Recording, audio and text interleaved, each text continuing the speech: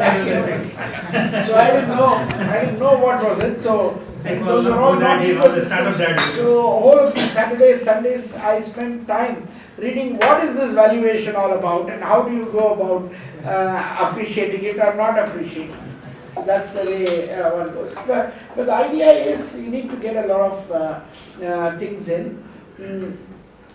I do not know whether this makes sense to startup investors like you. We have a huge project of taking Digital India down to the ground. And one of the key elements is who is going to provide the digital services. There is no ecosystem available.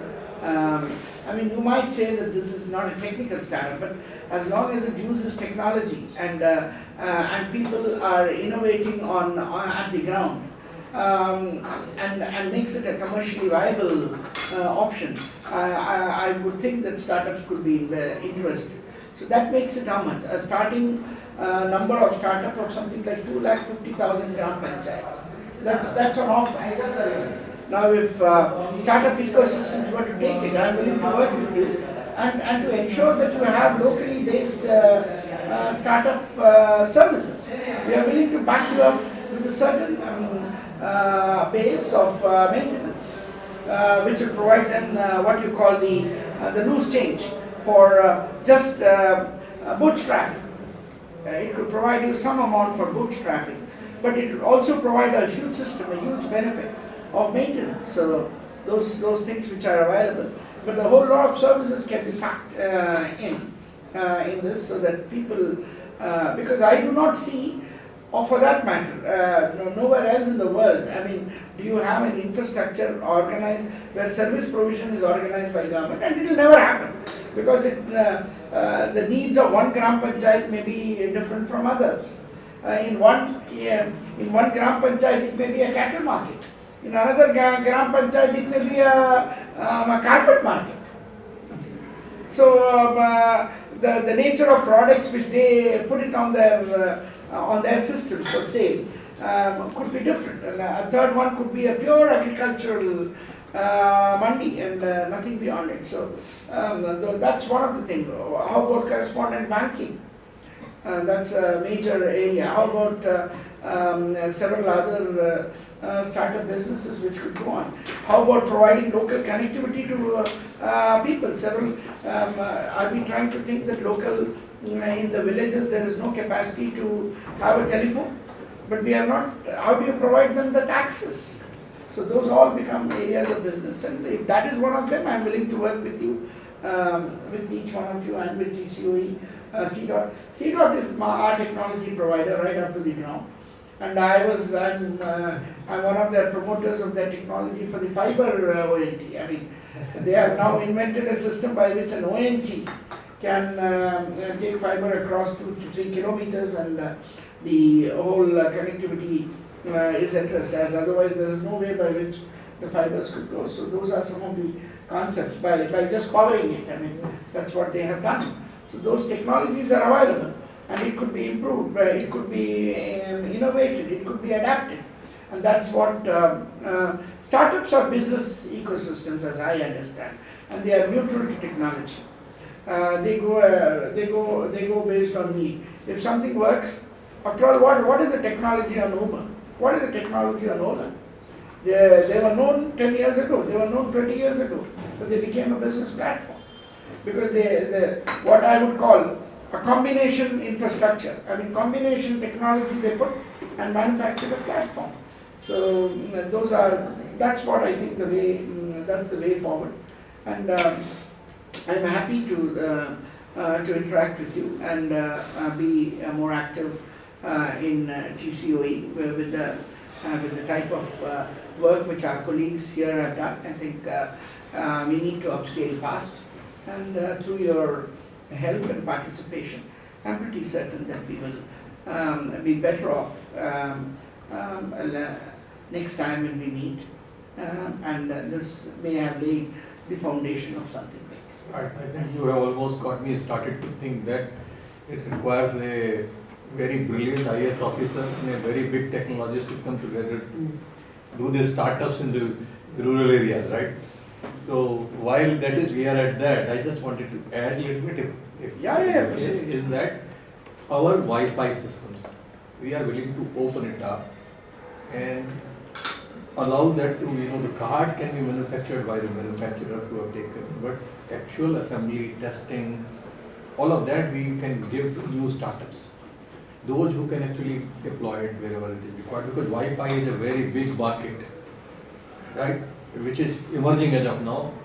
So, and then what we will do is we will also have the application integration for the particular districts and all that enabled, because entire technology is coming from us. So business plan and the ideas in isolation for the telecommunications are difficult to implement. But once we all come together, 2-3 startups can come together, or we can give our technology and manufacturing ability, then we can build up the solution which are scalable. My request to C-Dot will be, you yourself should be able to promote a lakh startups.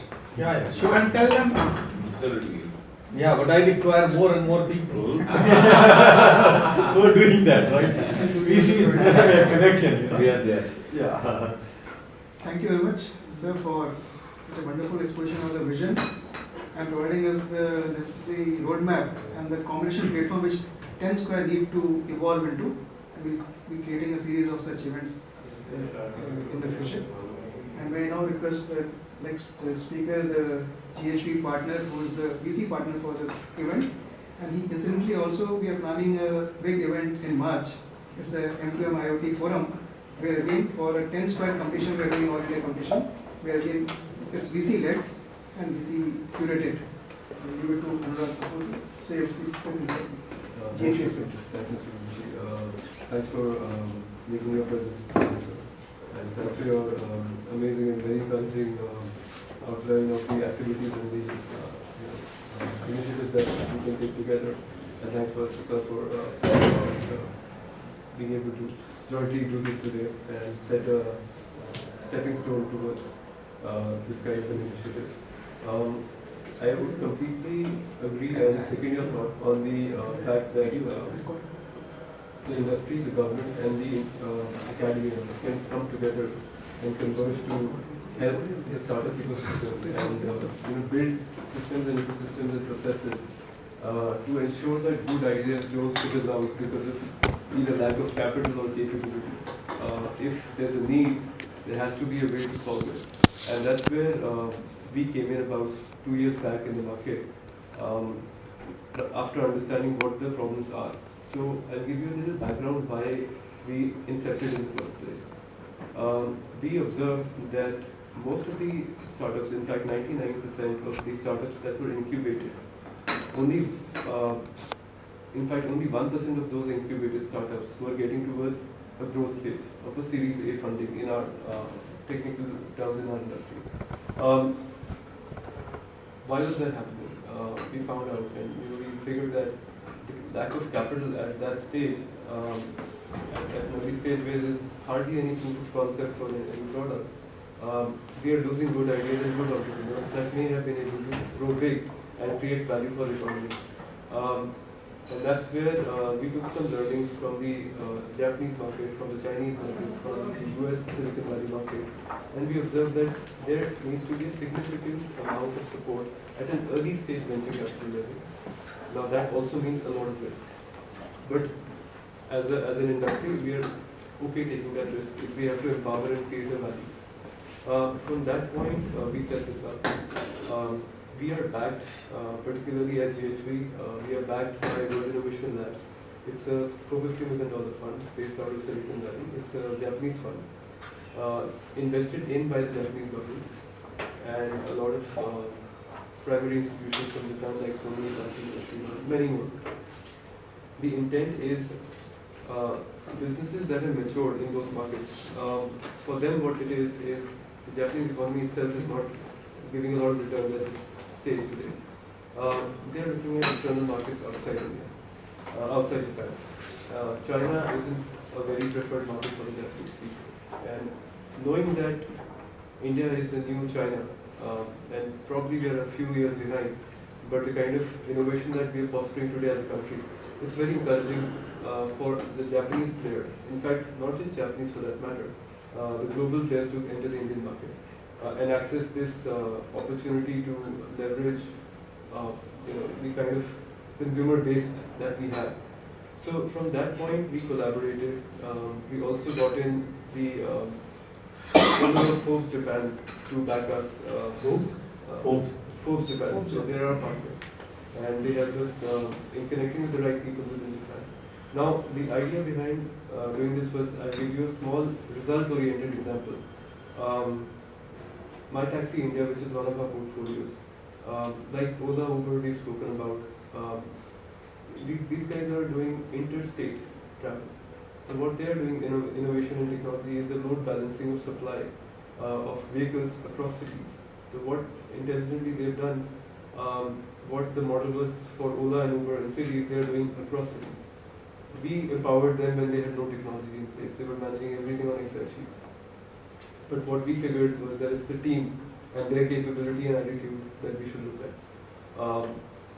Thank God, we were good in our site, and we were backed up by Nihon Kotsu, which is Japanese for Japan Taxi. So the biggest Japanese taxi company, Nihon Kotsu, it's an 8-year-old company. They invested in this venture, and they took their entry into the Indian market. Similarly, our fitness aggregation startup, FitMeIn, they were invested in by Fink, which is a health tech startup based out of Japan. So we are creating that very specific channel for capital to come in and giving opportunity to the Japanese companies. From that point, happy to inform that we have, over this short period of 18 months of investment, we have created a value for more than 10,000 direct employment in the companies, direct and indirect employment in these companies, a reach of more than 25 million users, and a GMV, a gross merchandising value of more than $5 million in India. And I think this is just the start. Such kind of partnerships can really create a lot of value. We do understand the risks, we also understand the returns, but more importantly, it's the innovation which probably, if we are able to time it at an opportune moment, along with the right support from the government, I think it would really make a lot of difference for the country. I would, when Sir was talking about the ground level panchayat system and about the innovation at the ground level, I was just about to recall one of my portfolios, which is Applong, which is a part of the Digital India Drive, wherein they are digitizing even the smallest of the business owners like Banwadis, cobblers. All these guys can have their own technology systems without any capital. So they are connecting them at the bottom of the pyramid.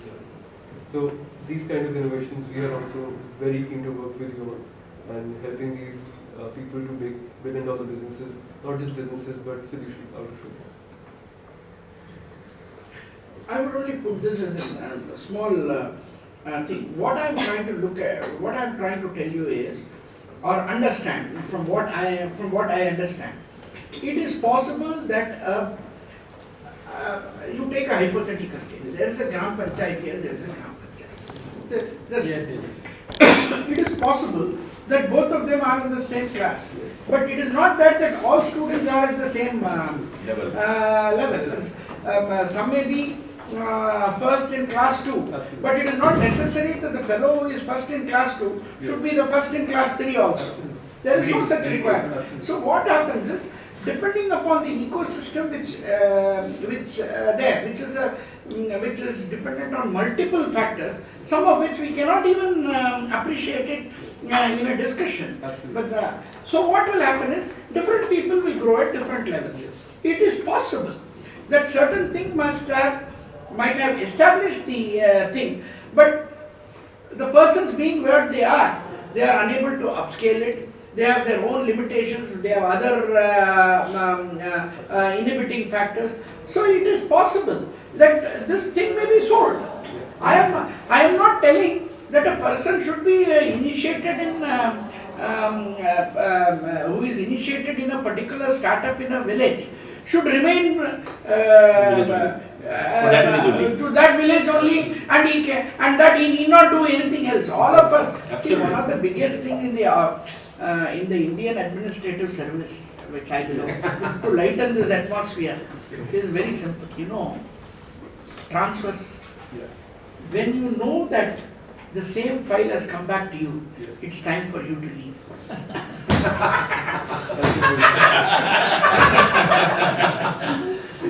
And that provides us a whole. If you are able to tell me that I am able to be so enthusiastic, it is largely because throughout the service I am seeing new things. Yeah, startups. Yeah. Just to add to whatever your observations are there, is that I was there in Meerut. You know, all the people from villages, youngsters, all people with backpack and jeans, all that, about 500 of those I met. And it had actually changed my perspective after meeting them, you know, about the marketplace that exists in India. These are the guys who are enrolled by, CSC. And CSC is actually not able to accommodate all of them. These are the ones who are willing to provide the services in the village. And, we have put a small little stall there, showcase. People were jumping one over the other to find out what is this technology all about. And so this was the curiosity among the people in the rural area. Second thing which was shocking to us, we knew all about whatever is the technology in Wi-Fi, what happens, they have read more than the urban people. Because they're sitting there all the time, nearby. And that gave me a chance to look at this is how the entrepreneurship is required right now to accommodate them through the capital or through employment or through, some level of use of in tight business plan to actually grow this whole country. So it's not a socialistic pattern, reverse logistic from village. Yeah, exactly. It exists in a very, very poor fashion. So taking a taxi example, if I put something, I want to get it back, what do I do? Exactly. Like that, if we originate the thinking from village, we are likely to succeed much better. Rather than getting the thinking from United States and then mapping it to India, 100 cities, and further. That is where the whole perspective will be changing once you meet those guys. And people are willing to pay 50,000 rupees. He said, take it from me now. Yeah. But I want this technology. Right. That is the level of keenness and this is there. yeah. The acceptance is increased. Yeah, increased tremendous. The awareness is increased, but the missing piece is there. Okay. Yes, sir. Yeah. So I think we go to the I next. have worked with Canon, Epson, Ricoh, Minolta, Yokogawa, Yeah. Fujitsu, NTT. All these were my direct relationships in the past. See, the point is different locations will require different technical solutions. Now, we do not, we try to sit here and decide by this is the best. Because in a particular area where we took this, Oh, that is right. that was the best. Before that, yes. It was, Exactly. but we then we end up in a square peg in a round hole in all other places. Yeah. Right. So the startup ecosystem will help if you are able to identify a business case scenario. I am not talking of startups which address technical innovation. I mean product related innovations. They are on a different footing, and we need to make a distinction among that. I am also the idea is. You can be open to all that. I mean, where you are going for product-based thing, you will always have a stop loss sort of thing to say, okay, this doesn't come through, Yes. so it's okay, doesn't matter. But we got this, and let's see how best we can use this kernel elsewhere. But service-based startups rely on something like platforms. I mean, platforms are created from existing thing to create something. It is like putting one and one and making it 11. Yeah. And one is also known, the other one is also known. I mean, but you put together, you are having. That's I would. That's important. No. Thank you. We come to the next part of the event, that is the panel discussion. Hearing about demonetization, it's a major drive, we keep seeing news. We thought